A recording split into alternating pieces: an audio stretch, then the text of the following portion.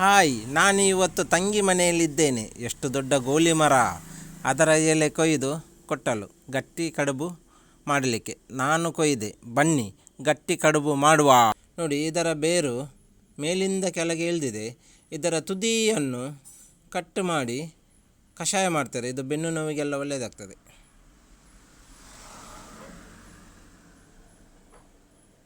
ನಾನೊಂದು ಎಲೆ ಕೊಯ್ದೆ. ನೋಡಿ ನೋಡಿ ನೋಡಿ, ಬಿತ್ತು. ದೊಡ್ಡ ದೊಡ್ಡ ಎಲೆ ಉಂಟು, ಭಾರಿ ಚೆಂದ ಉಂಟು. ದೋಟಿ ಒಂದು ಉದ್ದದ ಸಿಕ್ಕಿದೆ, ಅವಳು ಕೊಟ್ಟಳು, ಹಾಗಾಗಿ ಸಿಕ್ಕಿತು. ಹಾಯ್, ಹಲೋ ಸ್ವಾಮಿ. ನಾವಿವತ್ತು ಗೋಲಿ ಮರದ್ದು ಎಲೆ ತಂದಿದ್ದೇವೆ. ಅದರದ್ದು ಗಟ್ಟಿ ಮಾಡಿ ತೋರಿಸ್ತೇವೆ. ನೋಡಿ ನೋಡಿ ಹೇಗುಂಟು ನೋಡಿ ಎಲೆ.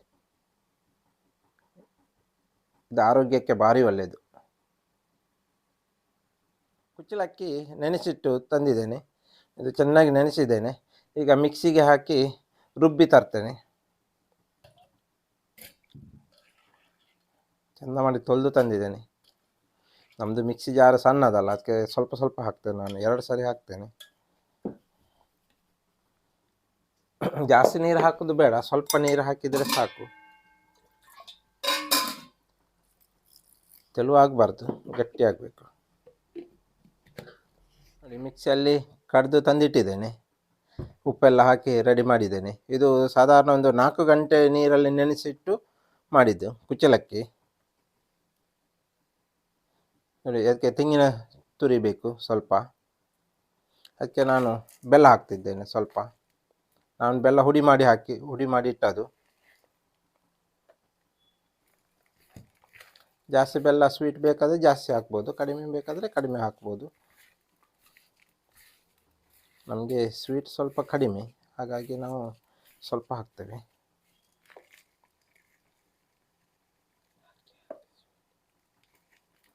ಜಾಸ್ತಿ ಸಾಕು ಸಾಕು. ಈಗ ನೋಡಿ, ಸರಿ ಹೀಗೆ ಮಾಡಬೇಕು, ಕಳಿಸ್ಬೇಕು. ಯಾಕೆಂದರೆ ಬೆಲ್ಲ ಮತ್ತು ತೆಂಗಿನ ಪುರಿ ಎಲ್ಲ ಸರಿ ಇದಾಗಬೇಕು, ಕಳಿಸ್ಬೇಕು.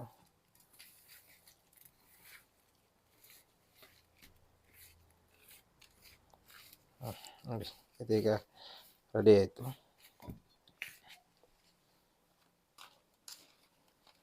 ನಾನು ಎಲೆ ತಂದಿದ್ದೇನೆ.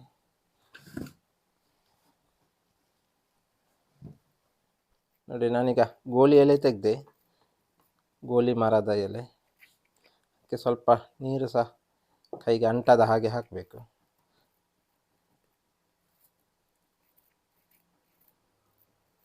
ನಾನು ಅಡುಗೆ ಮಾಡಲಿಕ್ಕೆ ಬರದೆ ತುಂಬ ದಿವಸ ಆಯಿತು. ಯಾಕಂದರೆ ಬೇರೆ ಎಲ್ಲ ಕೆಲಸ ಇತ್ತು, ಹಾಗಾಗಿ ನಾನು ಅಡುಗೆ ಮನೆಗೆ ಬರಲಿಲ್ಲ. ಇವತ್ತೊಂದು ಗೋಲಿ ಮರದ ಎಲೆ ಸಿಕ್ಕಿತು, ಅದಕ್ಕೆ ತಂದೆ.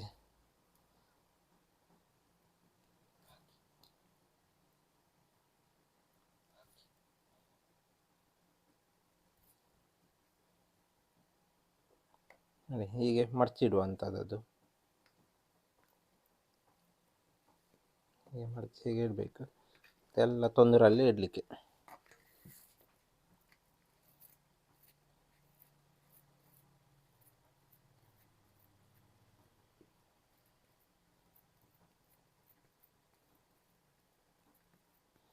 ನಮಗೆ ಇದು ತೆಳು ಬೇಕಾದರೆ ತೆಳು ಮಾಡ್ಬೋದು, ದಪ್ಪ ಬೇಕಾದರೆ ದಪ್ಪ ಮಾಡ್ಬೋದು. ನಮಗೆ ಯಾವ ರೀತಿ ಬೇಕು ಆ ರೀತಿ ಮಾಡಬೇಕು. ಒಳ್ಳೆ ಟೇಸ್ಟಾಗಿ ಬರ್ತದೆ ಕುಚ್ಚಲಕ್ಕಿ ಮಾಡಿದರೆ.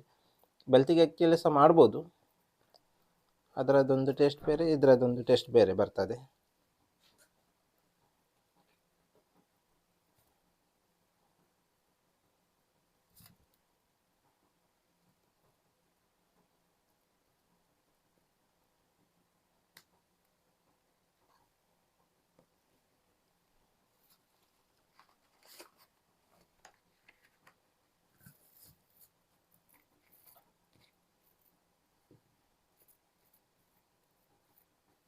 ನೀರು ಹಾಕಿದ ನಂತರ ನೋಡಿ, ನೀರು ಚೂರು ಕೈಗೆ ತಾಗಿಸ್ಬೇಕು, ಆವಾಗ ಕೈಗೆ ಅಂಟುವುದಿಲ್ಲ, ಪಟ್ಟ ಪಟ್ಟ ಆಗ್ತದೆ, ಬೇಗ ಬೇಗ ಆಗ್ತದೆ.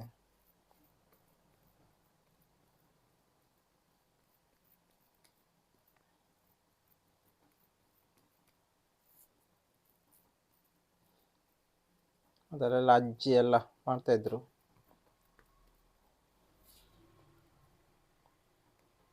ಇದು ರಾತ್ರಿ ಮಾಡಿಟ್ಟರೆ ಬೆಳಿಗ್ಗೆಗೆ ಸಹ ಆಗ್ತದೆ ತಿಂಡಿ.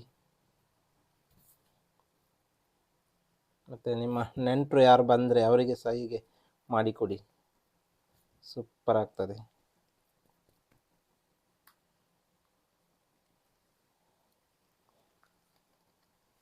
ಈ ಎಲೆ ನೋಡಲಿಕ್ಕೆ ಎಷ್ಟು ಚಂದ ನೋಡಿ.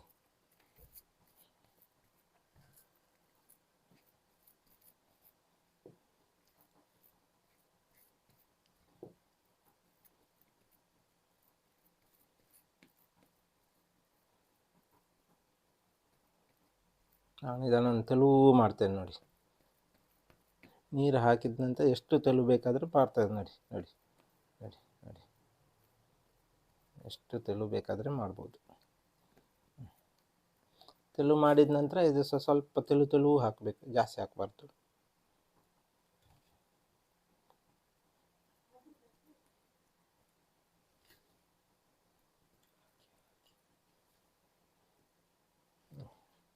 ಇಷ್ಟು ಸಾಕೋದಕ್ಕೆ ಜಾಸ್ತಿ ಆಗ್ತದೆ. ಮತ್ತೆ ನೋಡಿ, ಗೋಳಿ ಮರದ ಎಲೆಯ ಗಟ್ಟಿ ಮಾಡಲಿಕ್ಕೆ ನಾನು ತೊಂದರೆ ಇಟ್ಟಿದ್ದೇನೆ. ನೀರು ಬಿಸಿಯಾಗಿದೆ ನೋಡಿ. ಈ ರೀತಿ ನೀರು ಬಿಸಿ ಆದರೆ ಬೇಗ ಆಗ್ತದೆ ನೋಡಿ. ಇಷ್ಟುಂಟು, ನಾನೀಗ ಇದನ್ನು ಇಡ್ತೇನೆ.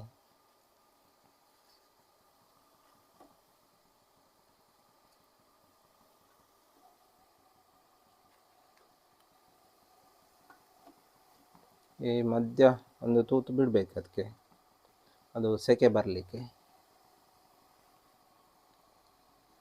ಅದರ ಹವಾ ಉಂಟಲ್ಲ, ಹವಾ ಅದು ಬರಬೇಕು ಹೊರಗೆ. ಹವಾ ಬಂದರೆ ಸರಿ ಆಗ್ತದೆ.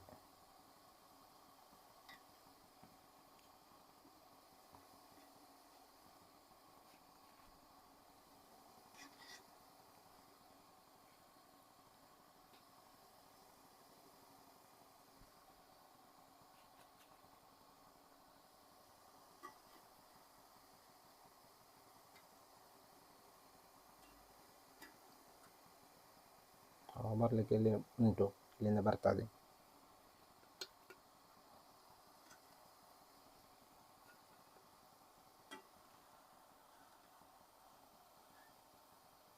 ನೋಡಿ, ಈಗ ನಾನು ಎಲ್ಲ ಇಟ್ಟಾಯಿತು.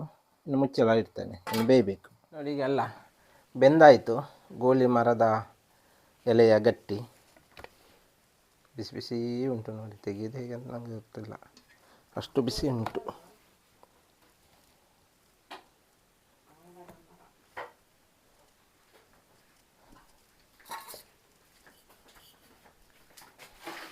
ಅಷ್ಟು ಬಿಸಿ ಉಂಟು ಕೈಗೆ ಅದು.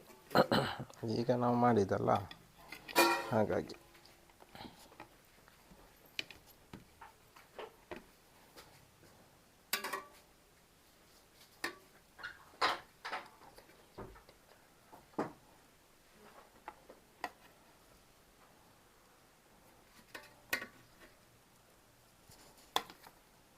ಸ್ವಲ್ಪ ತಣ್ಣಗಾದರೆ ಒಳ್ಳೆಯದಾಗ್ತದೆ.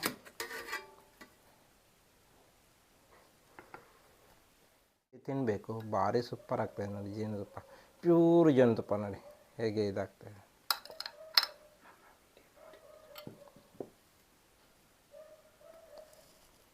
ಇದು ನಾವು ಮನೆಯಲ್ಲಿ ತೆಗೆದ ಜೇನು.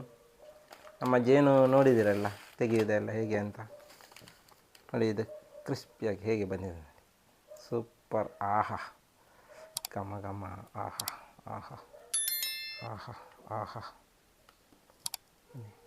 ಇದರಲ್ಲಿ ಹೀಗೆ ಮುಳುಗಿಸಬೇಕು, ನಂತರ ತಿನ್ನಬೇಕು. ಸೂಪರ್. ಇನ್ನೂ ಸಹ ತಿನ್ನುವ ಅಂತ. ಅದು ಸ್ವೀಟು, ಈ ಬೆಲ್ಲದ ಸ್ವೀಟು ಮತ್ತು ತೆಂಗಿನಕಾಯಿ ಮತ್ತು ಈ ಜೇನುತುಪ್ಪ ಸೂಪರ್ ಆಗ್ತದೆ. ಮುಳುಗಿಸಿ ತಿನ್ನಬೇಕು. ಸೂಪರ್. Thank you. ನೀವು ಸಹ ಮನೆಯಲ್ಲಿ ಮಾಡಿ ತಿನ್ನಿ.